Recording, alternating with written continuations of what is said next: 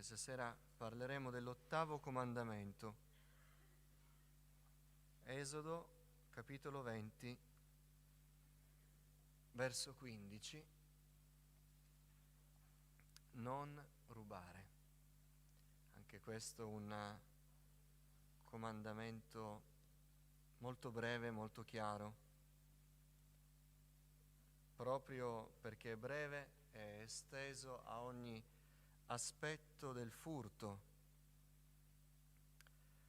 Non rubare. Quando noi dobbiamo fare degli esempi di peccati eclatanti, quando qualcuno si presenta cercando di presentarsi come una brava persona, dice non rubo e non uccido. Sono, diciamo, le due espressioni peggiori.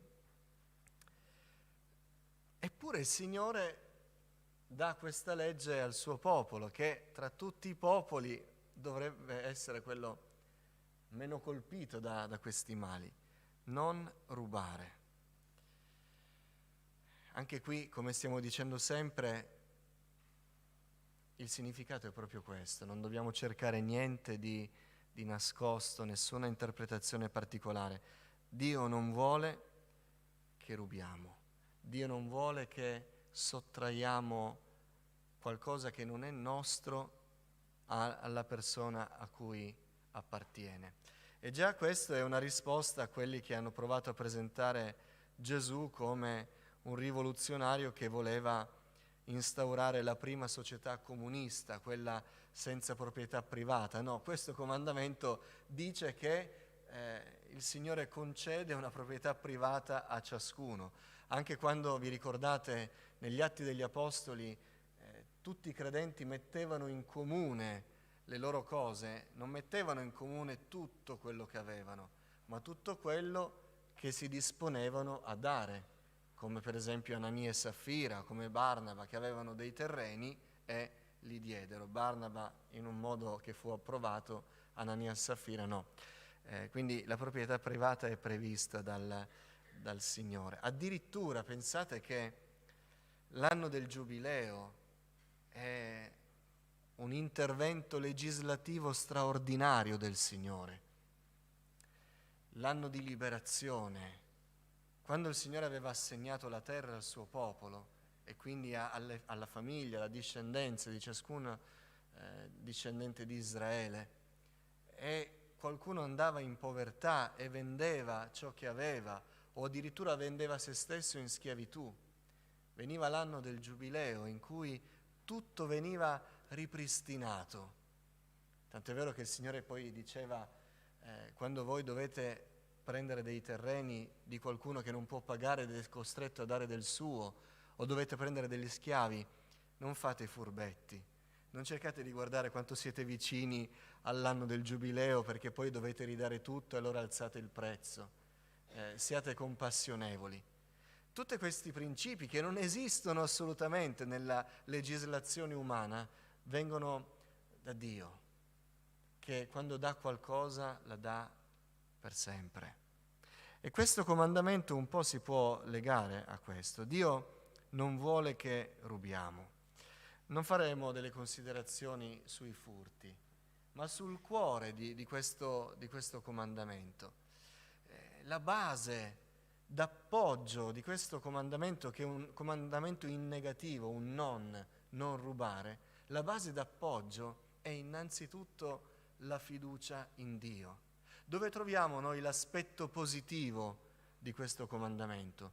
Per esempio nel Sermone sul Monte di Gesù, quando dice non siate con ansietà solleciti di quello che mangerete o di quello che vestirete. Per non rubare noi dobbiamo avere fiducia in Dio. Molti sono spinti a rubare perché temono di non avere ciò che o desiderano o serve loro per andare avanti. Ma chi ha fiducia nel Signore adempie il comandamento.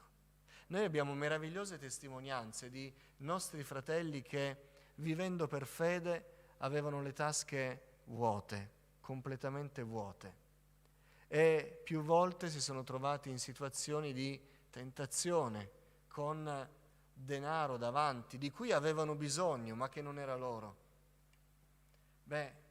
Questi fratelli hanno portato gloriose testimonianze, perché avendo fiducia nel Signore non hanno rubato e Dio ha provveduto. Potendo trovare un bene e tenerselo, lo hanno consegnato alle autorità, pur avendone loro bisogno, e Dio si è glorificato. Capita spesso di sentire testimonianze di fratelli che pur nel bisogno hanno trovato un portafoglio pieno di soldi e l'hanno consegnato al legittimo proprietario, che non sapeva nulla di loro, e poi il proprietario ha dato loro quello che serviva. O altri che sono stati in una situazione di tentazione dove nessuno li vedeva e non hanno peccato, non hanno rubato, e Dio poi ha provveduto miracolosamente al loro sostentamento, ma davvero miracolosamente, del tipo che se c'era una bolletta da pagare di 377,50 €, hanno trovato davvero la cifra esatta e non un po' di più o un po' di meno, cose che solo il Signore può fare. Quindi il lato positivo di questo comandamento è la fiducia in Dio. Noi non mancheremo in questo comandamento se ci fidiamo davvero del Signore, se crediamo che è il Signore che ci sostiene. Noi non dovremo fare nulla con la nostra furbizia per cercare di andare avanti, di arrivare al 27 del mese o cercare di avere un attimo di sicurezza. Dio è la nostra sicurezza. Questo comandamento ci parla anche del rispetto per gli altri, perché l'atto del furto è un atto di profondo egoismo, è un atto che mette al centro o un bisogno, se c'è un bisogno, o un desiderio smodato, una bramosia, e fa dimenticare che noi stiamo prendendo, mettendo mano su ciò che appartiene a un altro, senza sapere se quell'altra persona si poggia su quel bene, su quell'avere, o ha dell'affetto legato a quello. Il non rubare quindi è anche un principio di profondo rispetto per gli altri. Nel momento in cui noi mettiamo gli altri davanti a noi, stimiamo gli altri superiori a noi stessi, noi ci faremo 1000 scrupoli nel toccare ciò che appartiene agli altri. E quindi è un senso di profondo rispetto. Vorrei dire qualcos'altro riguardo a questo comandamento. Rispettare questo comandamento dimostra che accettiamo la nostra condizione, qualunque essa sia. E non vuol dire che siamo sempre nel benessere. Non vuol dire che arriviamo sempre alla fine del mese. Eppure c'è qualcosa che potrebbe spingerci a dire tutto sommato, non sono come quella persona che sta bene, ha le spalle coperte, io vivo nell'incertezza delle responsabilità o dei figli. Accettare la nostra condizione, fosse anche una condizione di indigenza, è una grazia davanti al Signore. Quando noi citiamo il passo di Paolo, io posso ogni cosa in colui che mi fortifica, ci dobbiamo ricordare che Paolo non sta parlando della potenza di fare atti straordinari, sta parlando dell'essere povero o essere ricco. Io posso ogni cosa in colui che mi fortifica. Paolo aveva accettato la condizione che il Signore gli concedeva di avere, qualunque essa sia. Posso stare nell'abbondanza, diceva, o posso stare nella povertà. Io posso ogni cosa in colui che mi fortifica. Perché dico questo? Perché c'è un aspetto di questo comandamento che deve riguardare i credenti. Se noi accettiamo la nostra condizione, la nostra vita diventerà l'eccellenza dell'onestà. E noi siamo chiamati, fratelli, a essere eccellenti nell'onestà. Se vogliamo essere diversi dal mondo, noi non dobbiamo rubare niente. Niente, nella misura più assoluta. Fratello, tu parli così, non è mica facile. Non è mica facile, ci dobbiamo giostrare in questa vita. Noi dobbiamo essere eccellenti in questo comandamento, nella misura più assoluta, altrimenti non possiamo essere diversi dal mondo. Ci sono persone oneste che rubano. Come? In mille modi. In mille modi. In furbizie, in escamotage per aggiungere qualcosa alla dichiarazione dei redditi, in giri di parole. In cuor nostro noi sappiamo che non dobbiamo rubare in niente. E questo si vedrà. Quando siamo soli sul posto di lavoro, e ve lo dico perché è la mia esperienza, spesso sono da solo sul posto di lavoro e abbiamo a disposizione tutto, con la garanzia che non ci scoprirà nessuno. Non dobbiamo rubare. Niente. Neanche un foglio di carta, neanche una penna. Perché? Perché accettando la nostra condizione, noi dobbiamo essere eccellenti nell'onestà. Allora mostreremo il Signore.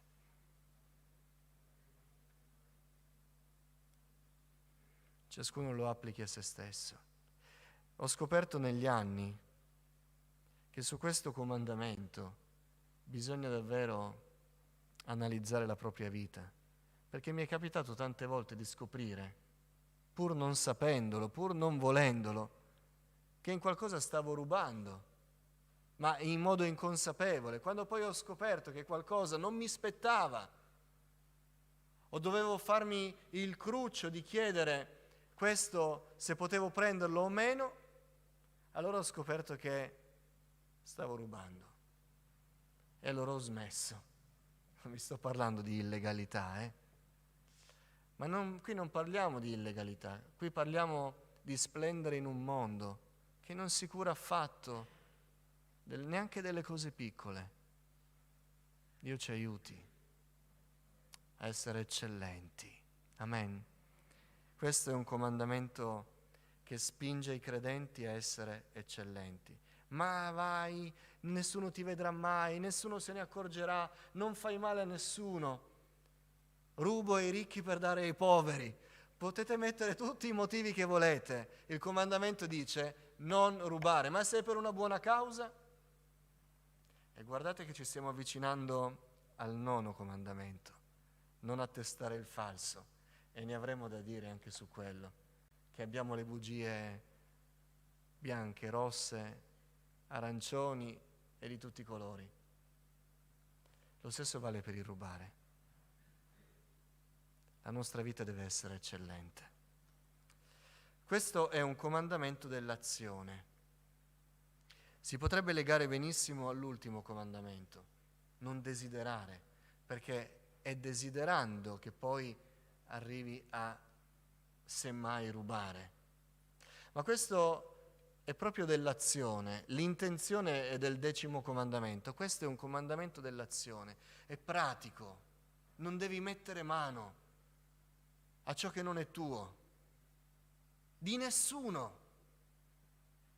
E quando diciamo di nessuno, dobbiamo parlare anche della persona per eccellenza, di Dio, perché possiamo rubare anche a Dio. In Malachia il Signore lo dice chiaramente: l'uomo può forse derubare Dio? Abbiamo detto che è un comandamento dell'azione questo, non dell'intenzione. L'uomo può forse derubare Dio? Eppure, dice il Signore, voi mi derubate. Ma voi dite: in che cosa ti abbiamo derubato? Nelle decime e nelle offerte. Voi siete colpiti da maledizione, perché mi derubate, voi, tutta quanta la nazione. Portate tutte le decime alla casa del tesoro, perché ci sia cibo nella mia casa. Poi mettetemi alla prova in questo, dice il Signore degli eserciti. Vedrete se io non vi aprirò le cateratte del cielo e non riverserò su di voi tanta benedizione che non vi sia più dove riporla.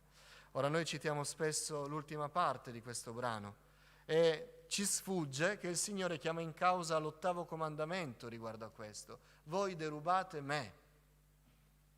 Ripeto, è il comandamento dell'azione. C'è qualcosa che non diamo al Signore, oppure che togliamo, che è già del Signore. C'è qualcosa che non facciamo per il Signore, che spetta solo al Signore. E quando qualcuno dice, ma io lo amo il Signore, e non fa niente che è tenuto a fare per il Signore, sta derubando il Signore. Perché questo è il comandamento dell'azione, non dell'intenzione. Il Signore non sta dicendo, voglio sapere dalla tua bocca se mi ami. Il Signore sta dicendo, mi stai derubando, c'è qualcosa che è mio e te lo sei tenuto per te. Ogni tanto cito il fratello Greenaway che diceva che il Signore non guarda quanto mettiamo nella sacchetta dell'offerta, guarda quanto teniamo nella nostra tasca, quanto ci rimane nella nostra tasca. E noi sappiamo che cosa aspetta il Signore e che togliamo al Signore dicendo, Signore, devo fare questo, devo fare quello, non ce la faccio. Ritorna in causa la fiducia in Dio anche nel dare. Ma il Signore ha ordinato che le nostre risorse spettino a Lui. Perché? Perché tutto quello che noi abbiamo è del Signore. Nessuno pensi che quando va al bancomat ed esce fuori il fogliettino che dice quanto c'è nel conto, ed è sempre poco, sicuramente, ma quello che esce, tanto poco che sia nostro, è del Signore. Ciò di cui usufruiamo è del Signore, è il Signore che ci ha concesso del benessere, se abbiamo del benessere, una serenità, se siamo nella serenità economica, è il Signore che l'ha concesso. Addirittura nei principi dell'abbondanza che insegna l'Apostolo Paolo, Paolo insegna che noi dobbiamo pensare sempre che se il Signore ci concede di più di quello che ci è necessario, è perché il Signore vuole che con quel di più noi facciamo del bene, noi aiutiamo chi è nel bisogno, noi sosteniamo l'opera del Signore. E quando il Signore ordinò che si portassero delle offerte e le decime per la casa del Signore, non era un optional. Forse era parso un optional fino al giorno in cui il Signore apertamente con Malachia dice: guardate che mi state derubando. La mia casa attende le offerte perché possa essere sostenuta. Un altro passo in Neemia è Neemia che considera che i Leviti che vivevano delle offerte del popolo, perché dovevano compiere soltanto i riti del popolo di Israele, quindi non dovevano avere un lavoro secolare, i Leviti erano costretti a vivere nella povertà o a scappare in altri luoghi dove c'era qualcosa da mangiare perché il popolo non portava le offerte. E Dio dice: ma voi pensate che qualcuno si voglia arricchire? Voi pensate che io voglia una sala del tesoro che di tanto in tanto faccio aprire per vantarmi dello sfarzo dei miei possedimenti? Niente di tutto questo. Ciò che voi dovete portare per portare avanti l'opera mia, dice il Signore, nelle cose più pratiche. E se noi estendiamo questo principio, il Signore è degno anche del nostro tempo. Ma forse davanti all'8° comandamento non è neanche corretto dire il Signore è degno del nostro tempo. Forse nell'ottica di questo comandamento dovremmo dire: tutto il tempo che non abbiamo mai dato al Signore lo abbiamo sottratto al Signore perché era suo. È una prospettiva diversa. C'è quel cantico che dice: sono tante quelle ore che ho perduto, sono poche quelle che ho speso col Signore. E la prospettiva è ancora un po' antropocentrica, l'uomo al centro. Ho speso le mie ore. Ma l'8° comandamento ci dice che forse dobbiamo rivedere un po' la nostra prospettiva e stabilire che forse il grosso di ciò che abbiamo, il tempo compreso, appartiene al Signore, che ci concede un po' di tempo per noi. Ed è un Dio buono e saggio, che ci concede il tempo del lavoro, il tempo personale. Quando Gesù dice venite un po' in disparte e riposatevi, il tempo per noi, ma è Lui che ce lo concede. E se Lui ce lo concede, ciò significa che il tempo che non diamo a Lui, glielo abbiamo rubato. E se noi consideriamo il mondo senza Dio, dobbiamo dire riguardo all'aspetto del tempo, della consacrazione della nostra vita a Dio, dobbiamo dire che è un mondo di ladri. Perché chi non conosce il Signore, se il tempo è del Signore e non dà nulla al Signore del tempo concesso, sta derubando Dio di tutto il tempo che è suo. Ma non conoscono il Signore e in qualche modo possiamo giustificarlo. Ma noi che conosciamo il Signore stiamo derubando il Signore e le nostre forze. Quello che possiamo fare per il Signore, nessuno pensi che lo può fare perché è talentuoso, di grandi capacità, di grande ingegno. È tutto merito del Signore. Ho deciso forse io di avere una certa abilità o mi è stata concessa dal Signore? Ho deciso io di avere forza fisica o salute o buoni propositi, o mi sono stati concessi dal Signore? E allora, quando tutto è per noi,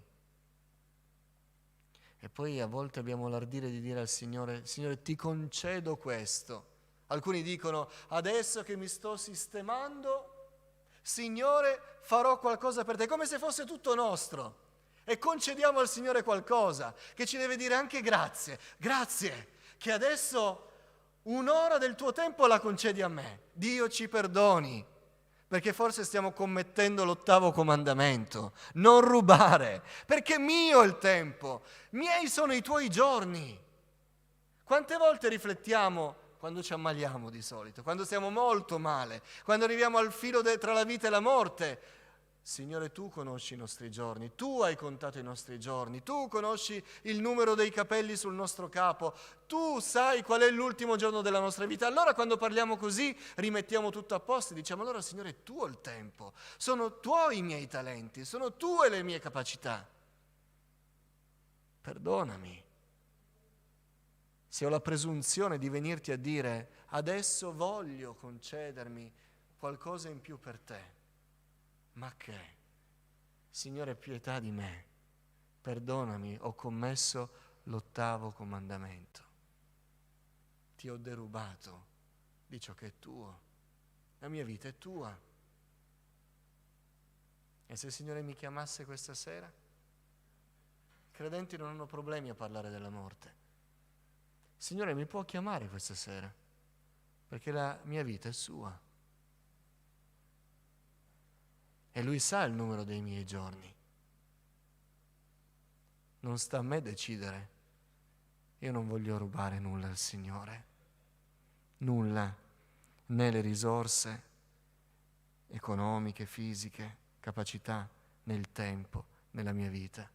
Vedete che se riflettiamo un attimino sull'8° comandamento, allora comprendiamo perché il Signore l'ha messo nella sua parola. No, i figlioli di Dio non rubano. Aspettiamo un attimo, vediamo nel nostro cuore, perché innanzitutto nel nostro rapporto col Signore ci sarebbe molto da dire e poi in tutto il resto. Dio ci aiuti a essere eccellenti, amen, a non rubare ciò che non ci appartiene, ma a dare la gloria a Dio in ogni cosa.